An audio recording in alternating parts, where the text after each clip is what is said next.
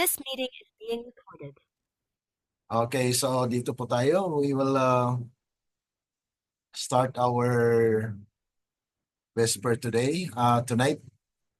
Dahil wala po ang ating mga participants, dahil nasa biyahe po sila at tayo po ay magpapatuloy. Ano po? Yung ating programa po ay hindi mapigilan.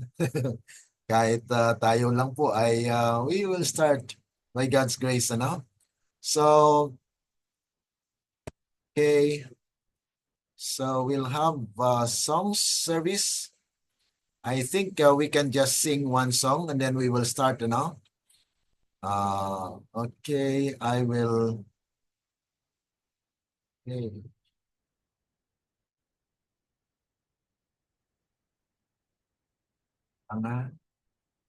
Okay, so we'll start singing. Before we sing songs, let's pray.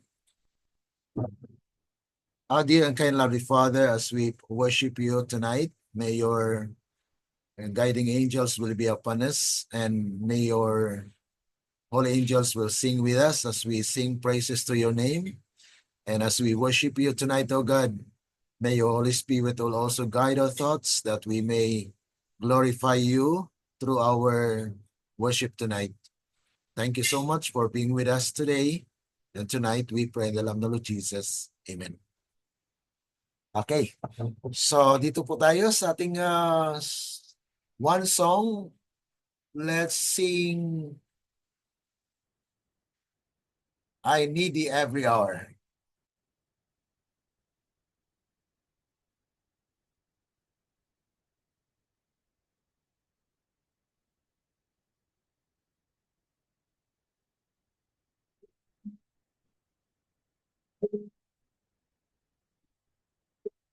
Marinig po ba mga kapatid?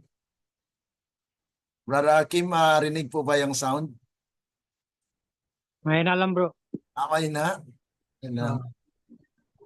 Oh,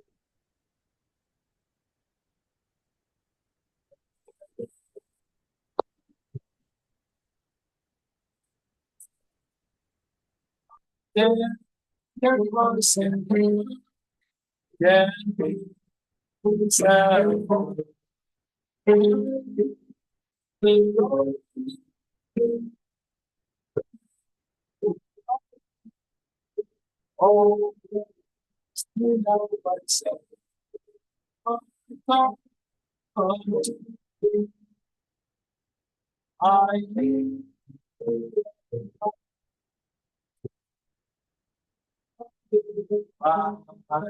and then she knows their phone. When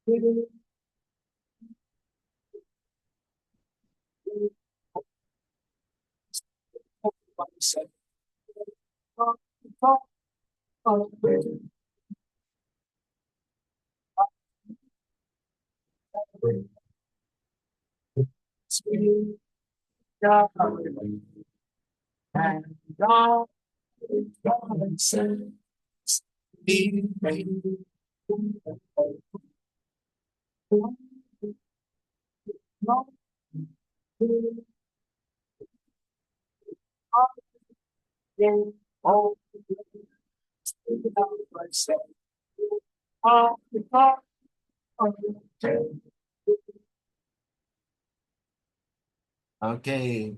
Amen. Okay, para po sa atin. Okay. Dahil wala po ang ating mga participants, anyone who can volunteer for our opening prayer?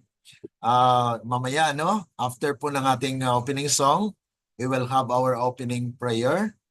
And then after that, we will have a special song.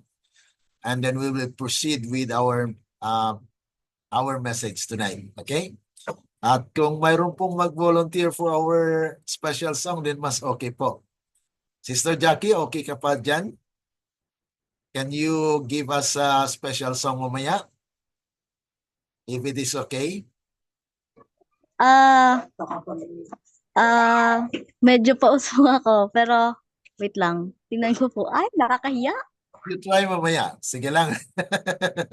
Kasi wala po yung ating mga participants, nasa biyahe po sila. So, we will just continue. Kaya, nandito ka naman. So, we will ask you, kahit paus, sige lang yan. Oh, Okay? sige po. Sige po. Sige po.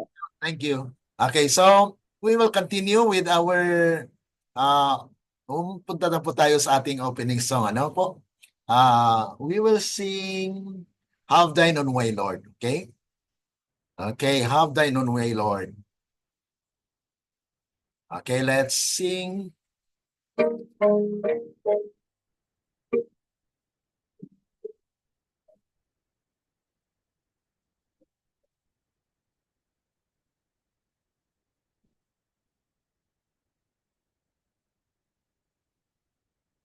Have Thine Own Way, Lord. Have Thine Own Way. Thou art the potter, I am the clay. Only have made after thy will.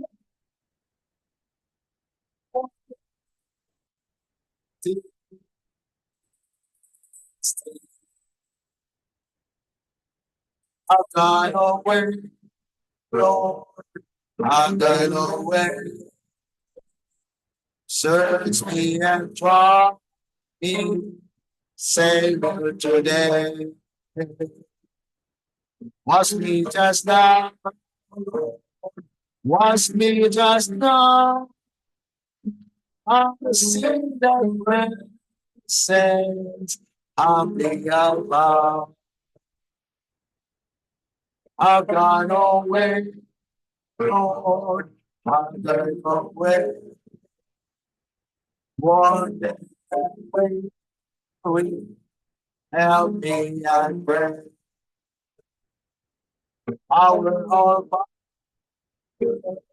surely star comes me and Savior, be our.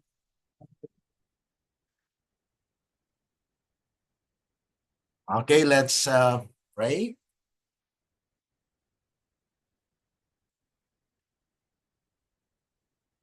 Our dear and kind lovely Father, tonight we come before thy presence. As we worship you tonight, O God, we ask that may your continual guidance, blessings be upon us, O God, as we worship you tonight. And we pray for our brothers and sisters who are still traveling. May your guiding angel will be upon them, that they will be safe as they travel. And now tonight, O God, nais po naming ibalik sa inyo papurit pa sa salamat na nandito naman po kami sa unang bahagi po ng paghahanda sa araw ng ika-6 na araw.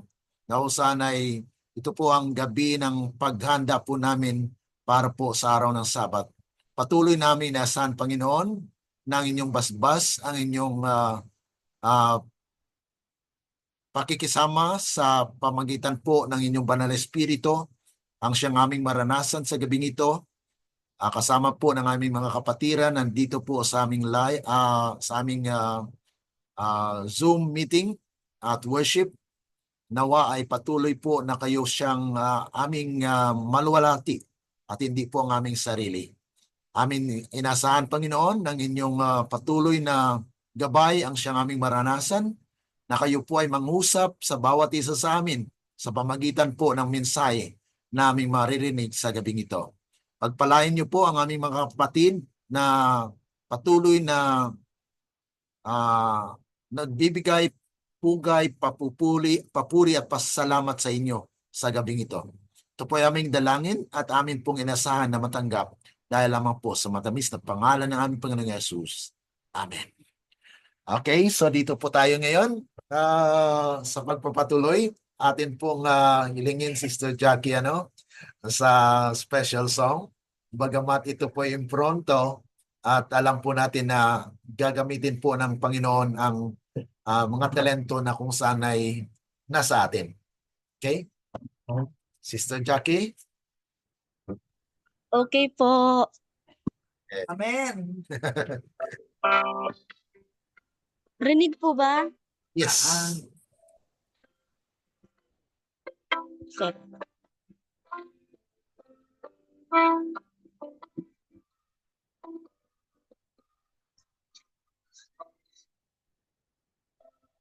God before us, God beside, God with us above,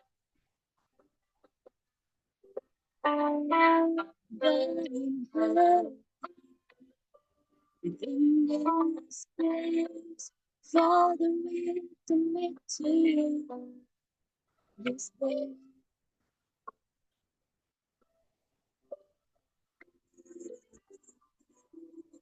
God in pleasure, God in pain, God will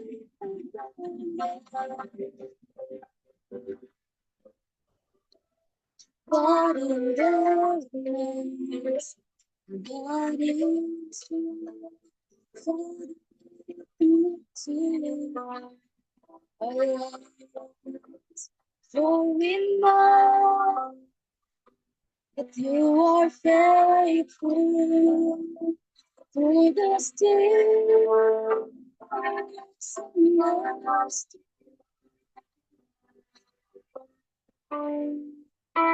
Through the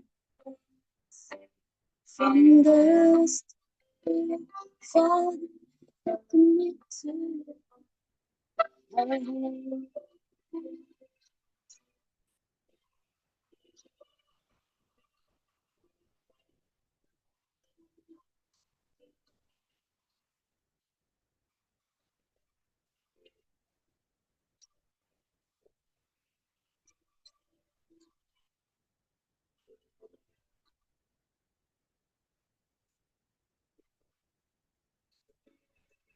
God in creation, God in heaven, God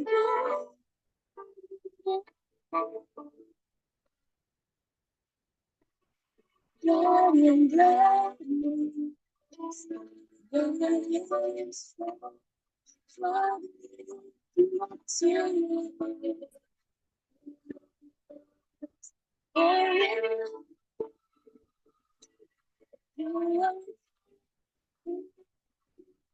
In the still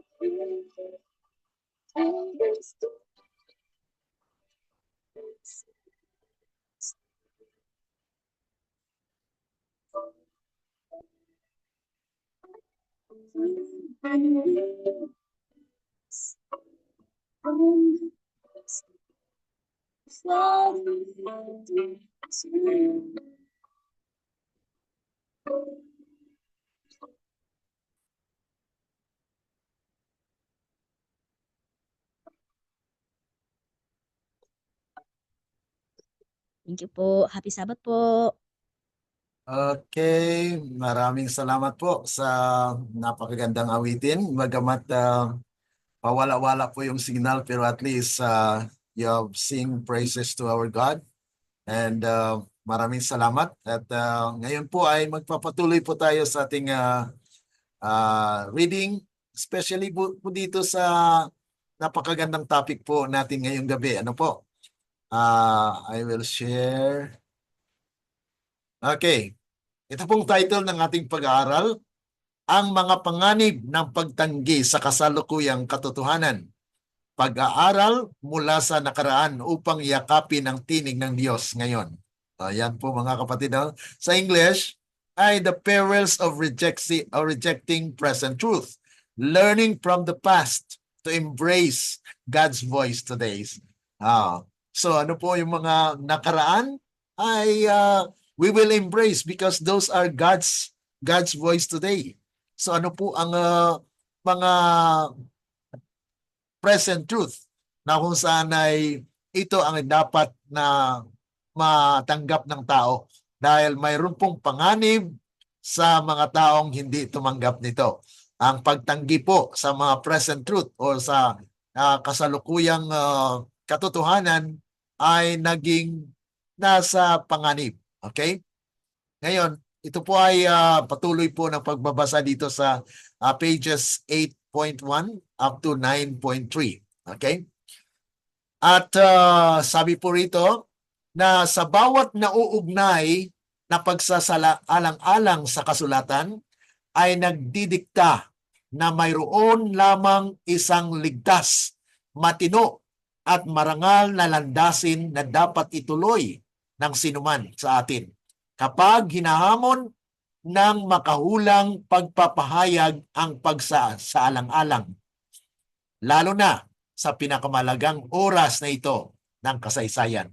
So, ito po yung nais ng Panginoon na tayo po ay magsaalang-alang ng mga aral po sa banal na kasulatan na dapat nating, sabi rito, dapat nating iwasan gaya ng ating kamatayan ang espiritu na kumukontrol sa mga Hudyo at sa mga simbang pangalan na lahat bilang resulta ng tinanggihan ang mga mensaheng ipinadala ng langit sa kani-kanilang panahon. May mga mensaheng Panginoon sa bawat panahon. Kaya nga po sa ating panahon ngayon ay mayroon pong presenting katotohanan na pinagkaloob po ng Panginoon na nais ng Diyos na atin pong malaman. Ang tanging kaligtasan natin ay upang matukoy para sa ating sarili ang unang kamay na kung saan yun po yung umakay. No? Malaya mula sa impluensya ng iba. No? Ang katiyakan at pagiging tunay ng tinig na ngayon ay sumisigaw ng malakas sa buong Laodicea dahil ang pag-iisip ay nakasalalay sa paghatol ng iba ay tiyak, maaga at mamaya para mailigaw. May mga tao kasi na dumating na po yung mensahe pero sila po ay nagsasabi, no, this is not our teaching.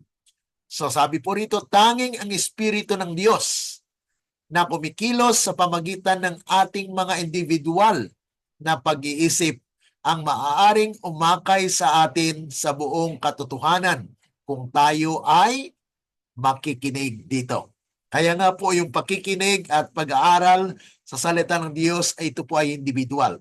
Dapat po walang umakay o walang nagpigil sa atin pong pag-aaral ng salita ng Panginoon. Na dahil po ang kaligtasan ay individual. Kahit ang ating magulang, ang ating mga lolo't lula ay hindi po makapagligtas sa atin. Kundi yun po ang isa lamang ang daan. Yan po si Kristo. Kaya si Kristo po ay nagbigay ng mensahe.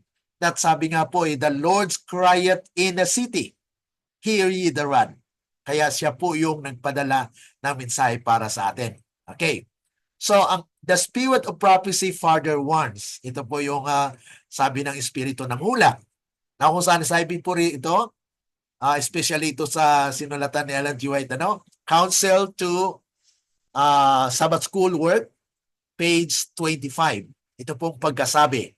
There is yet much precious truth to be revealed to the people in this time of peril and darkness. But It is Satan's determined purpose to prevent the light of truth from shining into the hearts of men. Kaya ito po ay talagang hadlang po ng kaaway na kung saan ay ang bawat Seventh-day Adventist ay hindi makarinig. Ano? Kaya mayroon pong pagpipigil na kung saan ito po yung ginagawa ng mga kahit leaders po yan ng ating iglesia, yan po ay gagamitin ng kaaway para lang mapigilan itong mensaheng ito. Kaya sabi po rito, it is Satan's determined purpose to prevent the light of truth from shining into the hearts of men. If we would have the light that has been provided for us, we should show our desire for it by diligently searching the Word of God. Precious truths that have long been in obscurity are to be revealed in a light that will make manifest their sacred word. For God will glorify His word, that it may appear in a light in which we have never before beheld it. Kaya darating po ito na hindi natin inaasahan. Kaya marami po ang nabibigla, ito po ba ay talagang kasama po sa isang kalagayan na kung saan ang iglesia ay ma-surprise sila, no? Sa mga pangyayaring ito. Okay? Dahil sabi nga po rito, maraming mahalagang katotohanan na ihahayag sa mga tao sa panahong ito na kung saan ito po ay tayo po ay nasa panganib at kadiliman. Ngunit determinadong layunin ni Satanas na pigilan ang liwanag ng katotohanan na sumikat sa puso ng mga tao. Kaya mayroon po siyang mga kaparaanan para mapigilan po na hindi mabigyan ng pansin itong katotohanan na nais ng Diyos ay parating po sa mga iglesia. Ngunit tayo naman po, ang mga lingkod ng Panginoon, ay hindi rin po magtigil, na kung saan ay ibibigay po at maging daanan po tayo. We will be channel of blessings to others. Even the children later will be used by God. Kasi itong mga bata, mga kapatid, ay pag narinig po nilang mensahe, ay madali na maalaala po nila na kung saan ito po ang mananatili sa kanilang mga isipan na sila rin po ay magagamit ng Panginoon in these latter days, in these last days, mga kapatid. Dahil ang kanyang salita, pag pinangkinggan po ito ng preska sa mga kabataan, sa mga bata, mga kapatid, ay yan po ay gagamitin ng Panginoon na kung saan itong mensaheng ito ay maparating din po sa ating mga kapatiran. Okay? Medyo nagkapo. Okay. Sabi pa po rito sa Councils on to Writers and Editors, page 35, there is no excuse for anyone in taking the position that there is no more truth to be revealed. Ito po ang karamihan na nangyayari sa iglesia, po, na kung saan ay sabi nila ay kung wala po yan sa 28 fundamental doctrines, ay hindi turo natin yan. Pero mga kapatid, yan po ay isang deception. Dahil sabi nga po rito, there is no excuse for anyone in taking the position na wala nang mensahe na ipakita ang Panginoon, ipahayag ang Panginoon.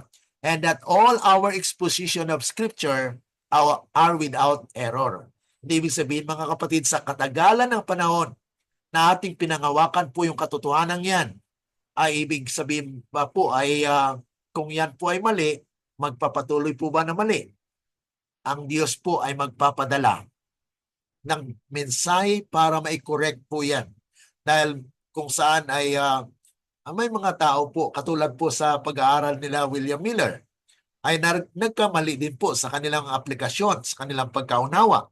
Kaya sa atin din po ay mayroon pong mga mensahe na dapat po nating matingnan at investigahan kung yan po ba ay talagang supported ng kasulatan at ng espiritu ng hula. The fact that certain doctrine have been held as truth for many years by our people is not a proof that our ideas are infallible. Kaya nga po, kahit matagal na po yan na pinangawakan ng doktrina, ay kailangan po natin tingnan dahil hindi po tayo infallible. Ibig sabihin ng infallible ay hindi nagkakamali. No? Age will not make error into truth. Ang panahon po ay hindi po yan na sa katagalan ay maging prueba na yan po ba ay totoo. No? And truth cannot or can afford to be fair. No true doctrine will lose anything by close investigation. Kaya kung ito po ay wala po tayong dahilan na wala nang darating o liwanag na ipaliwanag po ng Panginoon sa atin. Dahil ang kasulatan po ay should be understood in its progressive light, na kung saan ay dumarating po yan na noon ay hindi natin na unawaan ng lubusan ang banal na kasulatan. Mas lalo na ngayon mga kapatid, the knowledge increases. And if knowledge increases in the world, then in the church, our knowledge, spiritual knowledge mga kapatid, ay kailangan din po nag-i-increase sa atin pong pagpatuloy na pag-aaral po sa banal na kasulatan. So precious light is to shine forth from the Word of God, and let no one presume to dictate what shall or what shall not be brought before the people in the messages of enlightenment that he shall send, and so quench the Spirit of God. Talagang kan po yan mga kapatid, walang sino man makapagpigil sa atin o makapagdikta sa atin kung anong dapat nating basahin, na kung anong dapat nating pag-aralan. Dahil ang banal na espiritu mga kapatid ay yan po ang nagpabigay o nagbibigay sa atin ng liwanag sa mga bagay natin na pag-aralan. Whatever may he or may be his position of authority, no one has a right to shut away the light from the people. Kaya walang sino man ang makapagpigil po ng mensaheng ito, na kung ito po ay sa Panginoon, wala pong makapigil. Yan po ay tuloy-tuloy na ipahayag sa bayan ng Diyos. Sa mga taong bukas ang kanilang isipan. Dahil itong mga mahalagang liwanag ay sumisikat mula sa salita ng Diyos. Ibig sabihin, talagang kung diligent po tayo na nag-aaral ng Biblia, ay doon po natin matagpuan na may mga bagay pa na tayo na hindi naunawaan noon, ngayon ay maunawaan po natin dahil sa pagpatuloy po na pagsikat ng liwanag sa ating pong pagpapatuloy. Kaya itong mga payo ng Panginoon sa pamagitan po ni Ellen G. White ay pag atin pong pigilan ay para bagang pinapatay natin ang Espiritu ng Diyos. Ibig sabihin mga kapatid, ay may mga tao na pumipigil sa mensaheng ito. Ibig sabihin, pinapatay o they stop the working of the Holy Spirit, na kung saan ito po ay dadaloy sa atin, na kung saan ito po ang magbibigay sa atin ng liwanag. Kaya sabi pa po rito, ito po ay Council on Sabbath School Work, page 29. Sabi po rito, if a message comes that you do not understand, kung may mga mensahe po na dumarating at hindi po natin naunawaan, ano pong gagawin? Take pains that you may hear the reasons the messenger may give. Kailangan po talaga pakinggan natin kung ano po ang mga rason. Bakit yan po ang paniniwala or dinadala na mensahe. Kaya kailangan po ng personal investigation. Comparing Scripture with Scripture, that you may know whether or not it is sustained by the Word of God. Kung yan po ba ay talagang matagpuan natin na may rason ang pagtanggap po nito.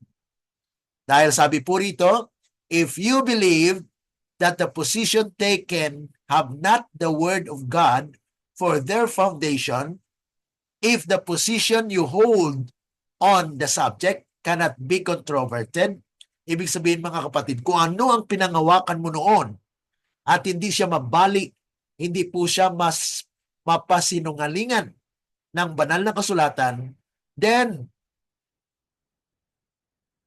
you cannot accept. No? Ngunit kung atin pong nakita na ito'y pinasinungalingan, ibig sabihin mga kapatid, it was controverted or parang dinaig. Dinaig po ng katotohanan iyong narinig ngayon. Yung mga nakaraan, mga kapatid, ay maaring tanggapin. Okay? So, dahil lumiwanag yung katotohanan na kung saan yung pinangawakan natin dati, ay medyo nagkaroon po ng diferensya. Katulad po sa ating pag-aral sa Daniel 2. Dati, ang ating paniniwala, yung Daniel 2, yung stone doon, ay second coming. Ngunit sa atin pong pagsaliksik sa kasulatan, atin pong nadiskubrihan, ay mali pala. Na kung saan ay, kung yan po ang bato na yan ay nanggaling sa langit, then we can really conclude that it is the second coming of Christ. Pero ayon po sa Biblia, ang bato po ay natibag mula sa bundok na walang kamay. It means that there is no human intervention. At kung ating suriin at ating kunin ang literal na meaning, bakit cut off without hands? Bakit po siya natibag na walang kamay? Ayon po sa kanyang Hebrew na salita, ay kinuha po yan galing sa Hebrew word gizar. Yung gizar po, G-H-E-Z-A-R. Gizar. Yan po yung Hebrew word ng cut off o cut out. Ang ibig sabihin po niyan sa salin sa English ay cut out, to quarry. Okay? Yung quarry po na word ay mas kwan po siya, mas accurate. Bakit po accurate? Dahil sa bundok siya nanggaling. Ano? At sa bundok po, hindi mo makita kagad yung bato, di po ba? So kailangan niyo po bungkalin. Kailangan po hanapin. At ang pinag-aralan o pinag-usapan po natin dito, yung bato na buhay. Ibig sabihin mga kapatid, yung may dalawa po klase na bato sa classification of stone in the mountain. At yun po ay yung buhay na bato at patay na bato. So that is one of the truth na nakita natin na lumiliwanag na kung saan ay noon ang ating pagkaalam na it was the second coming of Christ. Pero ayon po sa pag-aaral natin, ayon po mga kapatid, na we receive the progression of the truth that it is not the second coming of Christ, but it is the purification of the church. Yung quarry, yung paglilinis, pagyun ng bato at polish. Dahil pagdating po ng panahon ay maitatag po yung templo ng Panginoon. That we are actually a part of the temple. Na kung saan ay, that is the spiritual temple na itatayo po ng Panginoon. Kaya, dapat po mga kapatid ay bukas lang. Bukas ang ating isipan kasi sabi po rito na there is no virtue on manliness in keeping up a continual warfare in the darkness.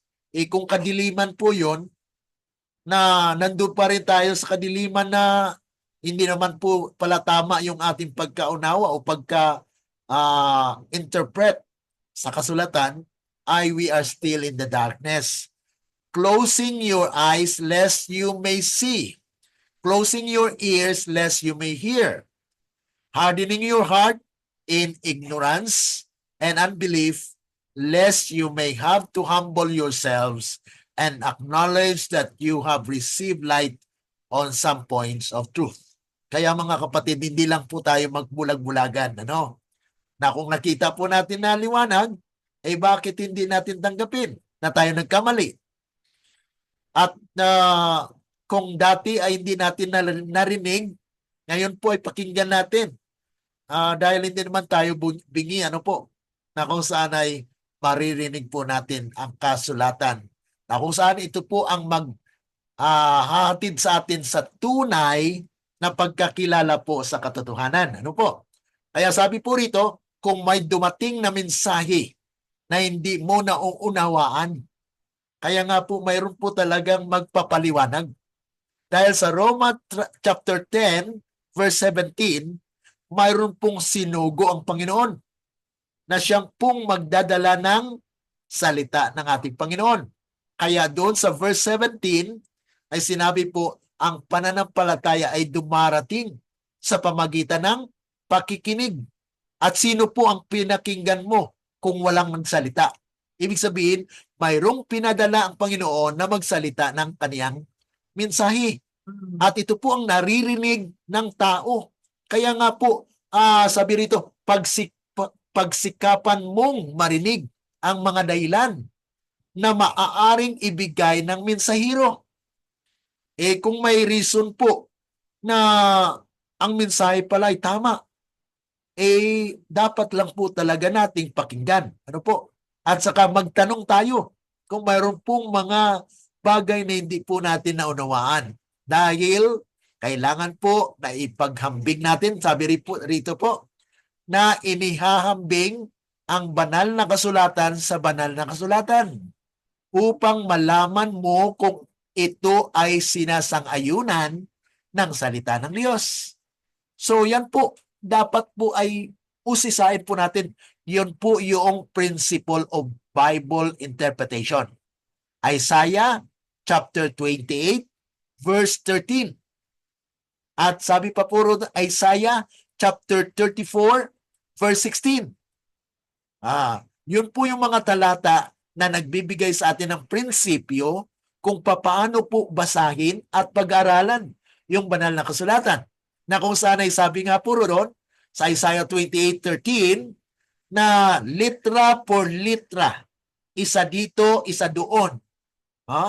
Ibig sabihin mga kapatid, Old Testament and New Testament, you take the passages and then mabali siya, madakpan, mahuli mo siya, maunawaan mo siya dahil kinumpara mo ang Old Testament and New Testament.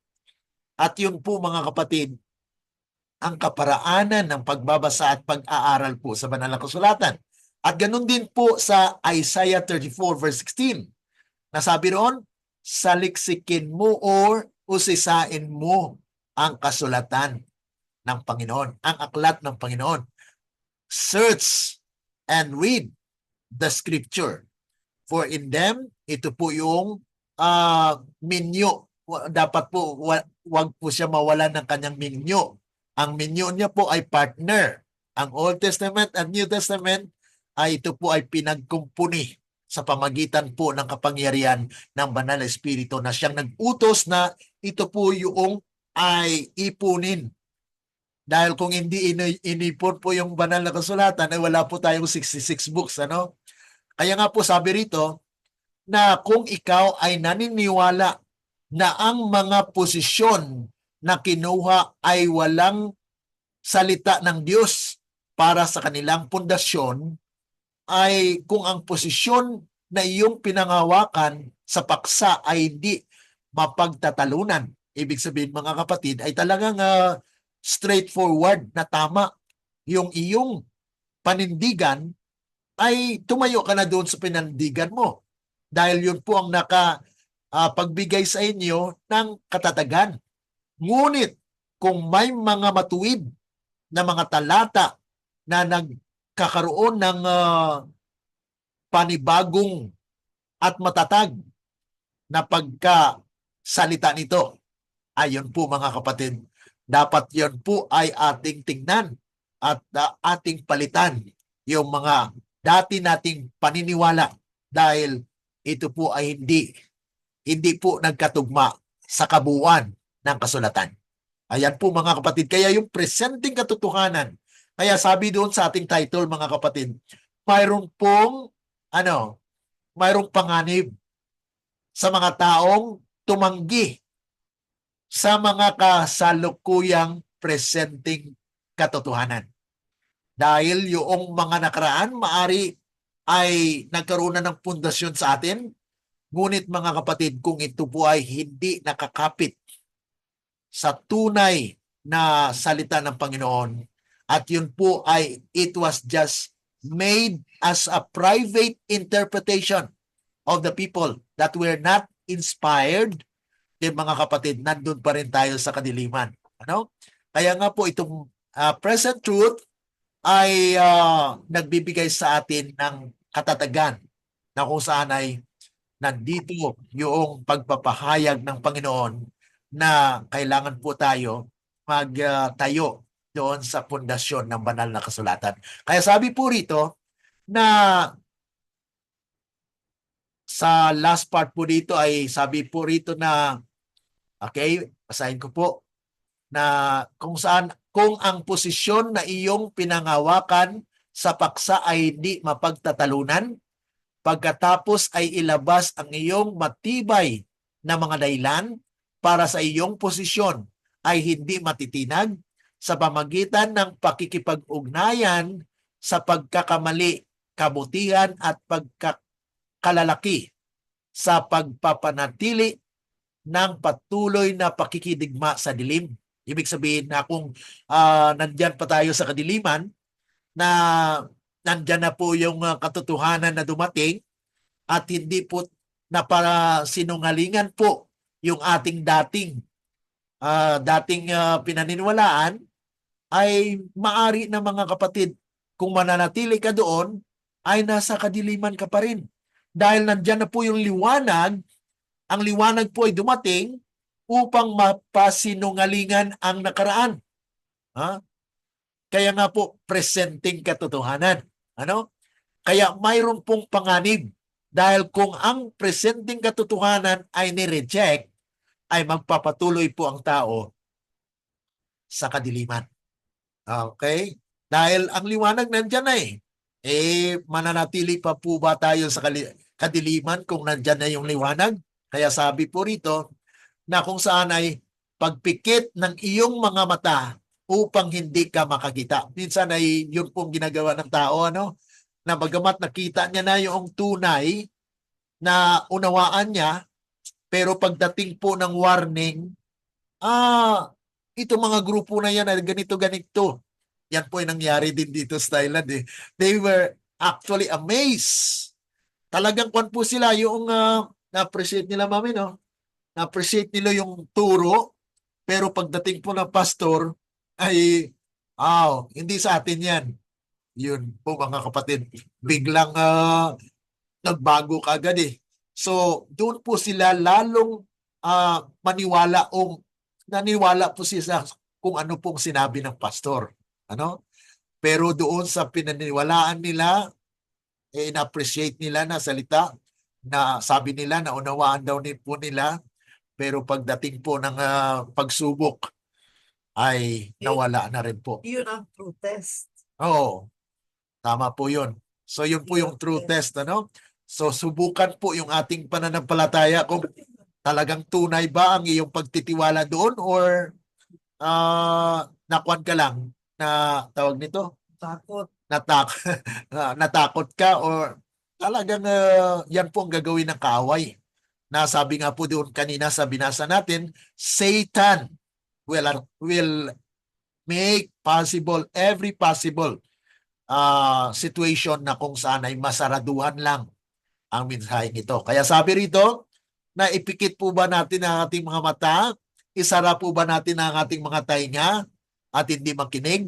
ipapatigas pa natin po yung ating mga puso at kawalan ng pananampalataya upang hindi mo kailangang magpakumbaba at kilalanin na nakatanggap ka ng liwanag sa ilan mga punto ng katotohanan. So ito po mga kapatid yung isang payo po sa atin na kung saan ay kung nandyan po yung katotohanan ay doon na po. Ito po yung talagang sinabi po ng salita ng Panginoon sa pamagitan po ng Jezreel letter po. Ito po yung ating binabasa, no? Na kung saan ito po yung may mga precious truth na kung saan ay nag-shine, na sumisikat na yung katotohanan. Pero yung tao ay nagpikit-pikitan na lang. Okay? Nag-close ng kanilang tainga. Pero accountable pa rin sila, di ba? Yes, accountable po sila kasi nandyan na nga yung liwanag, ano? Kaya nga ang sabi po ng salita ng Panginoon na we need, sabi rito, whatever may be his position of authority, no one has the right to shut away the light from the people. Kaya kung may liwanag po talaga na dumating sa bayan ng Diyos, ay kahit sino pa man dyan, kahit anong pang otoridad niya na magsasabi na hindi atin mensahe yan. Mga kapatid, ang Panginoon po ay mag-raise up pa rin. He will raise up people to bring this message to the people. No? Kaya nga po mayroong panganib. Dahil ito po yung ating binabasa ngayon ay mayroon pong panganib, ano? Ang mga panganib ng pagtanggi sa kasalukuyang katotohanan.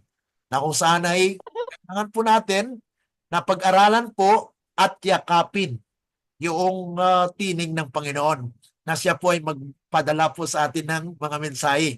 Kaya pagbabalik lang po na kung saan ay ito po yung nabasa natin, only the Spirit of God working through our individual minds can lead us into all truth if we give ear to it.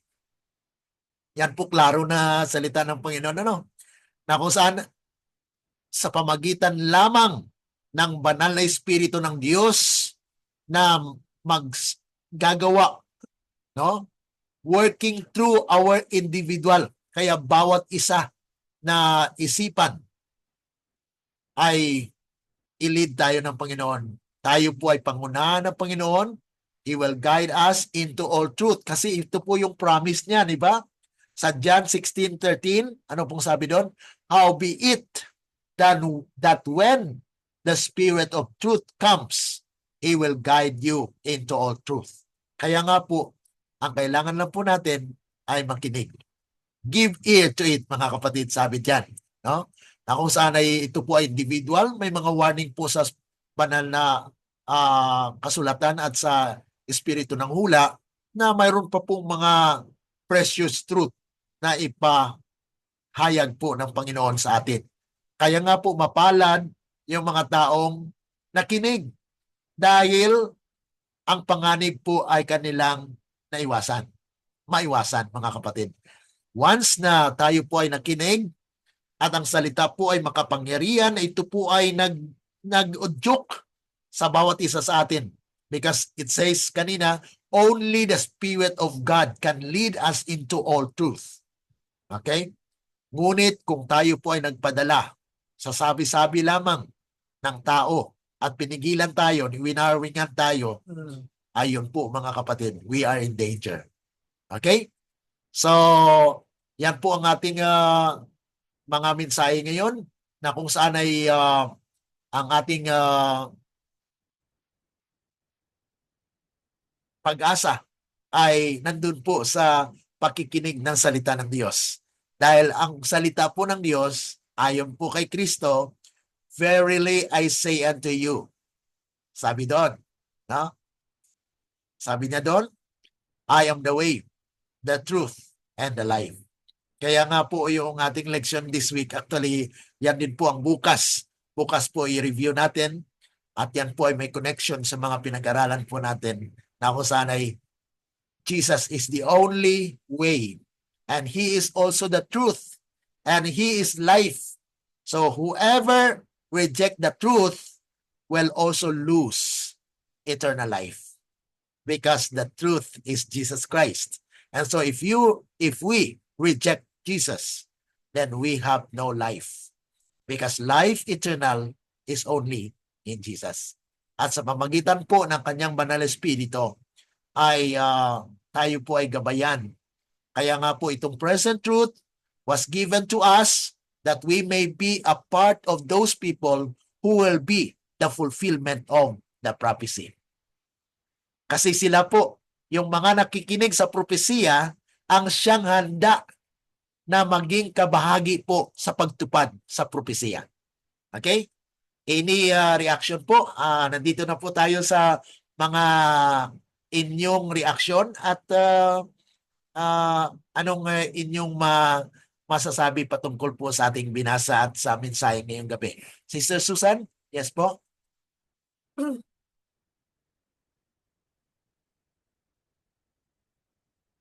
Magandang gabi po. Ang tanong ko po ay yung may nakausap po kasi ako na ang sabi niya, nakikinig ka pala kay Ellen G. White.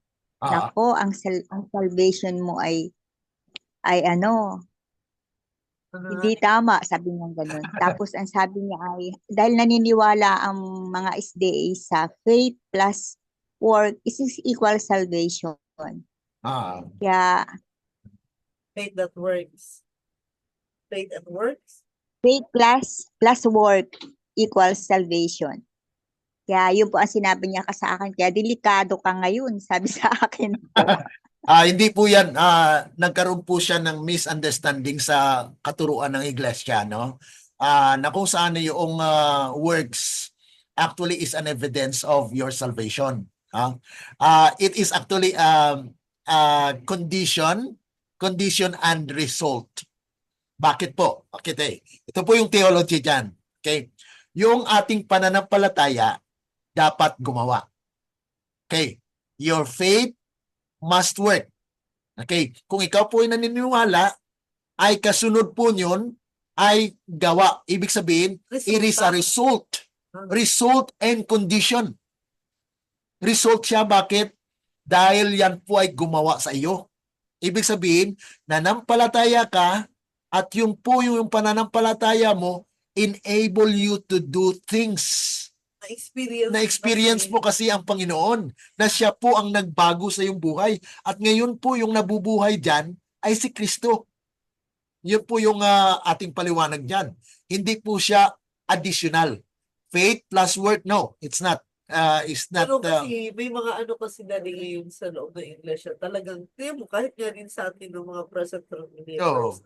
Meron din talaga kahit doon, gano'n din yung ano ko, akala ko gano'n talaga.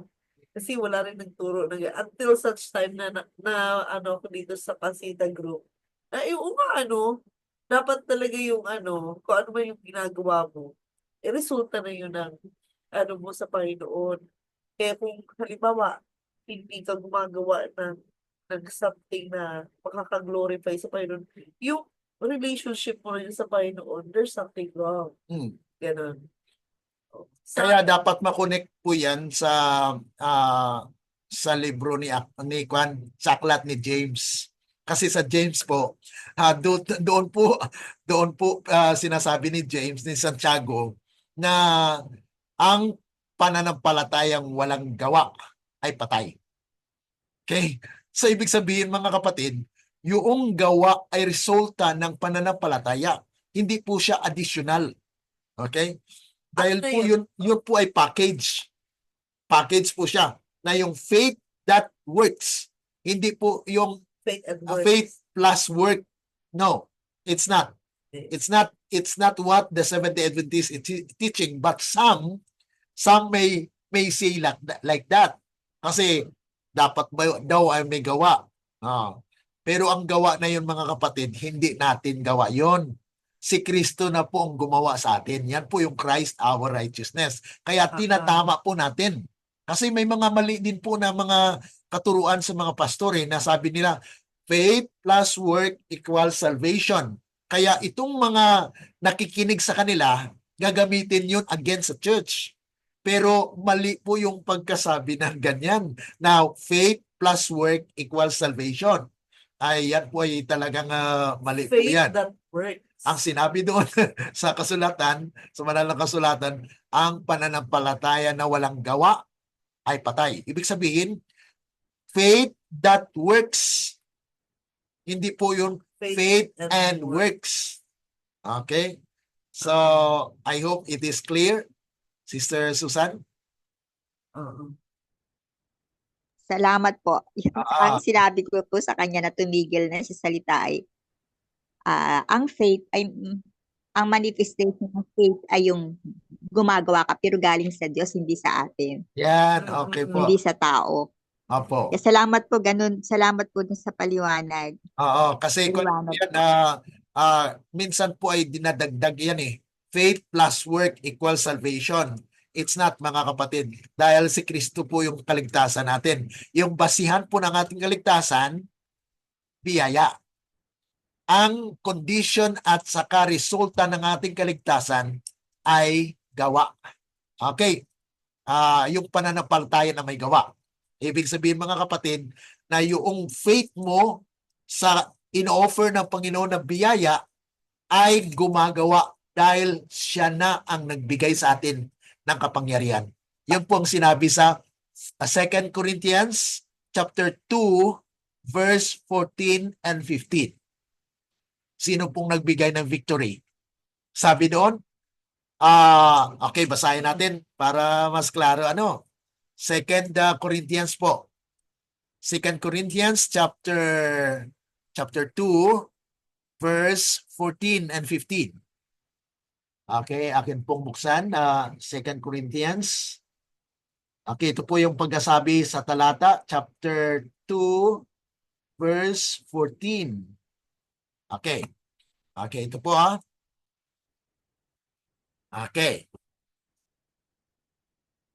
Ito pong sabi.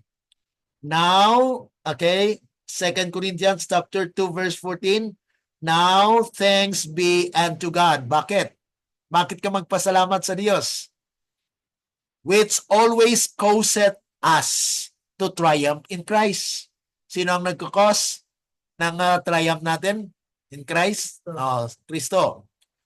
And make it manifest the savor of His knowledge. Kaninong knowledge? His knowledge. For by us in every place.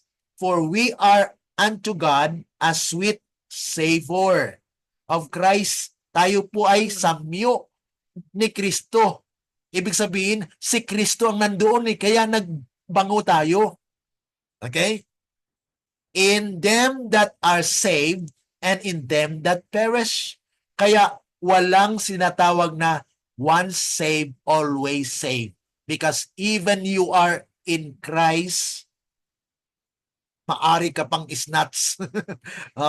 Na kung saan ay kwan po yan. Kasi ang ating relasyon po sa Panginoon dapat kwan po yan, consistent. Day by day experience, mga kapatid. Sabi rito sa Tagalog, datapwat salamat sa Diyos na laging pinapagtatagumpay tayo kay Kristo. At sa pamagitan natin ay pinahahayag ang samyo ng pagkakilala sa Kanya sa bawat dako. Kaya ikaw ngayon ay samyo, perfume, pabango, na maamoy nila yung bango dahil nandyan si Kristo sa iyo. Okay? Sapagkat sa mga inililigtas at sa mga napapahamak ay masarap tayong samyo ni Kristo sa Diyos. Okay? Kaya may dalawang tao na kung saan ay makakita ng ating influensya.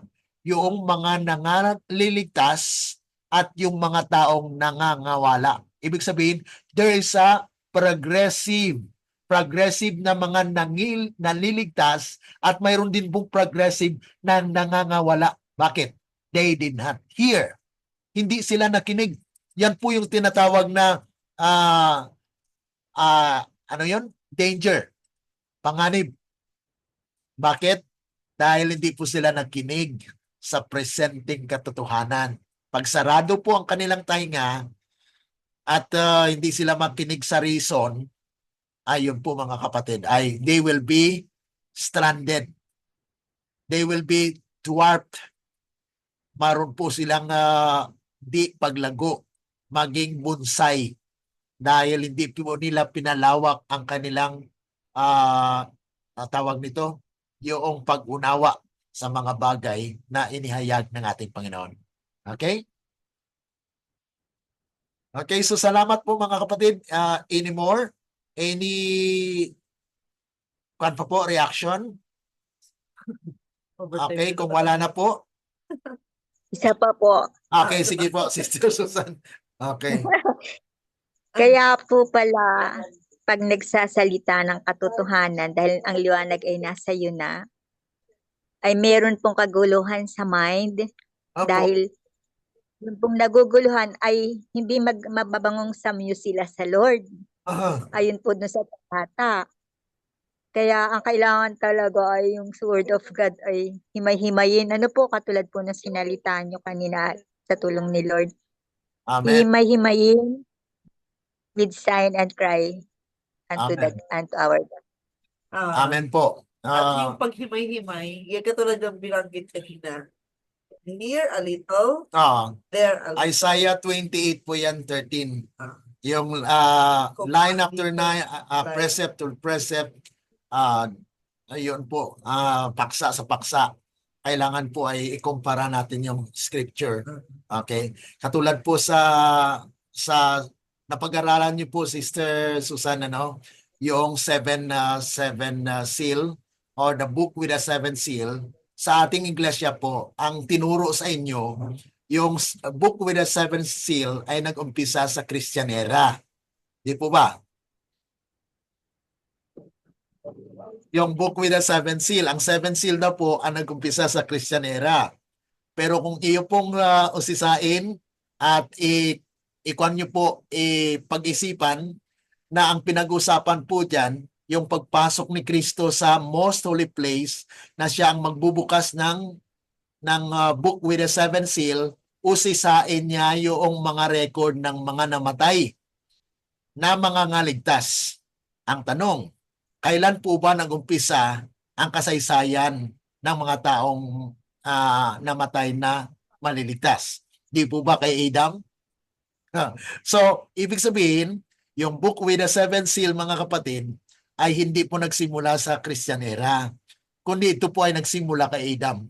Kaya yung kabayo na puti dyan, it denotes actually a purity state of pure, kung po siya pure. Sa panahon po ng Christian, walang pure. Bakit po? Dahil Roman Empire nga po yun eh. Okay? So yun po yung mga kapatid, yung isa pa sa mga katuruan sa ating iglesia na tinatama po.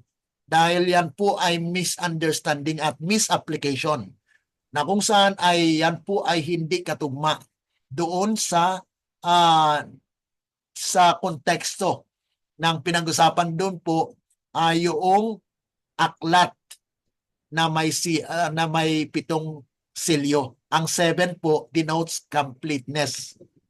Kaya kompleto po yan. Not from the Christian era alone, but it is from the time of Adam.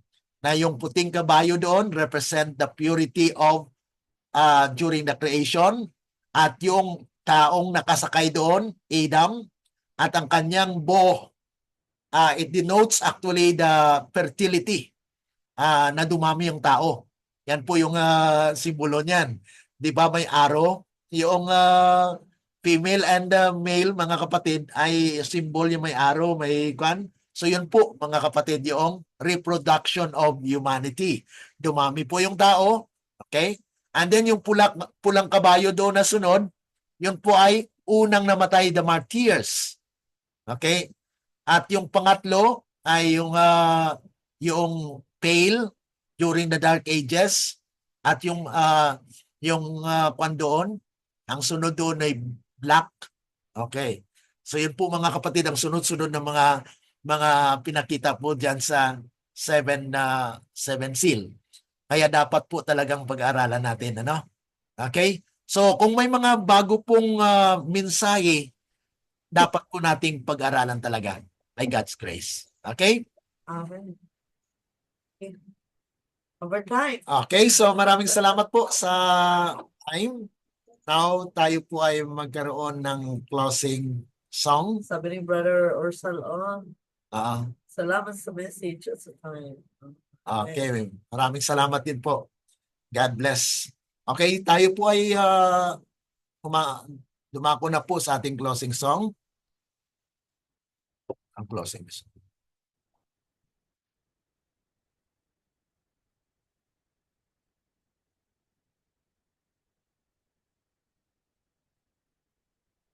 Higher ground.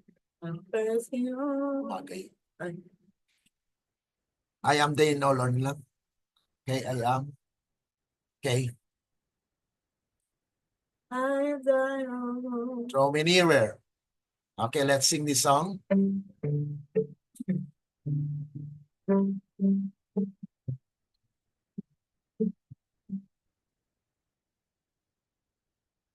I am thine, O Lord, I have been thy voice, and it told thy love to me.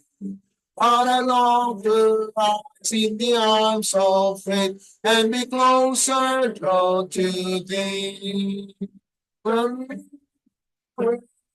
we were blessed, Lord, to the cross where thou wast down.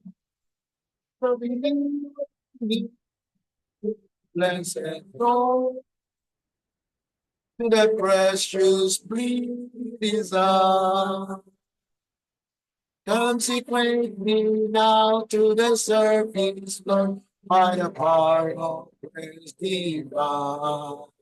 And we know that thou be the steadfast rock, and my will lost in dark. Though we need the word, we were blessed, Lord, to the cross, where dawn was done. Though we need blessed to the precious Son. Oh, the beauty line of a single that before I draw thy spell. When I kneeling pray, by God, I come in prayer we pray. Going in the world, blessed Lord, to the cross where thou wast down. Not believe, blessed to the precious bleeding Son. Okay, let's pray. Dakila at mabagin po naming Ama na nasa langit ka sa muli, kami po ay lubos na nagpapasalamat sa biyaya, karunungan at gabay ng inyong banal na espiritu na amin pong naranasan ang pagkakilala po sa inyong salita na siyang itong katotohanan ay magpapakabanal sa inyong bayan. Kaya nga po tulungan ng bawat isa sa amin na sa pamagitan po ng inyong mga salita, we are transformed day after day, na kung saan ang liwanag, kaluwalhatian ang siyang makita po sa aming buhay, na kami po ay maging samyo, na kung saan ay kahit ano pa mang hadlang ang aming masagupa at makasalubong, ay kami ay nagliliwanag dahil po ang kaliwanagan ng inyong salita ang siyang susikat sa aming mga buhay. Nawa kayo po ang Panginoon ang siyang manahan sa bawat puso sa aming buhay, na hindi po makita ang aming lumang pagkatao, kundi ang bagong pagkatao dahil kayo po ang siyang sumikat dito. Salamat Panginoon, at sa aming pansamantalang paghiwalay, amin pong inasahan na kayo po ang siyang magpapagaling sa aming mga karamdaman, especially sa aming kapatid, Sister Cora, Panginoon. Amin po siyang nilalapit sa inyo, na kayo po nawa ang humawak sa kanya, inyo pong hipuin ang kanyang karamdaman at gamitin po ang mga remedy o natural remedy na kanya pong ginagawa at ang mga pagkain na kanyang kinakain. Nawa ito po ay magbigay po sa kanya ng katatagan physical upang siya po ay magpatuloy na maging ganap na magaling kung inyong loobin, Panginoon. Ganon din ang aming panalangin. Sister Lily Lim po, Panginoon, na siya po ay mayroon din pong karamdaman na kung saan ay kayo nawa rin ang humipo sa kanya, Panginoon. Dahil wala po kaming kakayanan na basagin ang mga bato o anumang mga nasa kanyang gallbladder, Panginoon, ay kami po ay nagtitiwala na kayo po ay makapangyarihang Diyos na sa pamagitan po ng mga natural na remedy ay ito po ay maging maayos at inyong mapagaling kung inyong loobin, Panginoon. Ngunit ang lahat ng bagay, Panginoon, ay amin pong pinagkaloob sa inyo. Wala po kaming kakayanan at ang inyong kalooban pa rin po ang siyang matutupad. At positive man o negative po ang mangyayari, ay kami po ay nagtitiwala na inyong pinahintulot dahil alam po namin na kayo po ay nakakaalam ng masigit sa aming nalalaman. Amin din pong panalangin ang aming mga kapatid na may mga karamdaman, physical, spiritual, at ganun din po problema finansyal. Kayo lamang po ang aming inaasahan na makatulong po sa bawat isa sa amin sa mga ngailangan, material, ay kayo po ang pupuno dahil kami po ay nagtitiwala na kayo po ang pinanggalingan ng lahat ng bagay. Kaya wala pong makulang sa amin dahil kayo po ang siyang magpupuno nito. At kung may mga bagay po na hindi namin nabanggit sa gabing ito, ay kayo po ang siyang mag-iingat sa bawat isa sa amin. Pagpalain po ang bawat miyembro ng aming pamilya, sila Brother Sam, Sister Joy Cor, Sister Jonabi, Sister Joycey, Brother Remy, Brother Alkim, at Sister Susan, at Brother June. Nawa patuloy po na ingatan ang bawat pamilya na kung saan ay ang kanila din mga anak, tulungan po at iligtas anumang sakuna at pagpalain, Panginoon, sa kanilang mga pangangailangan. Kung minsan ay nakakaranas po kami ng mga resulta ng krisis na ito, ngunit kami po ay nagpapasalamat na kami po ay ligtas at inyong pinatnubayan.